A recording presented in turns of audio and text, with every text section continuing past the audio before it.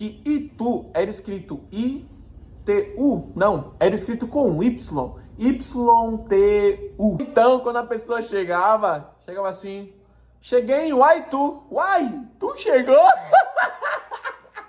Um trem que lá é muito famoso, que é o trem. Então, o trem, entendeu?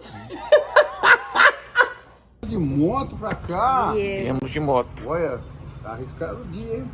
Mas solzão bonito, gostoso, né? Só falaram que ia passar um furacão aqui, e o furacão ainda não Passa chegou. o furacão em hoje mesmo. Vocês vão fazer de volta, né? Aham, e de volta. Só via a ida, tá? Tá bom, obrigada. Bom dia, tudo bem, amor? E você, da onde? De salto, né? De salto, gente biquinho. Ela falou que é de salto, tem de tênis e de sapatinho. Essa viagem não custou quase nada. Eu fui lá e voltei com um 6ão, então tá de boa, não gastei quase nada. Depois a gente foi lá na Praça dos Exageros, que tem um monte de coisa grande.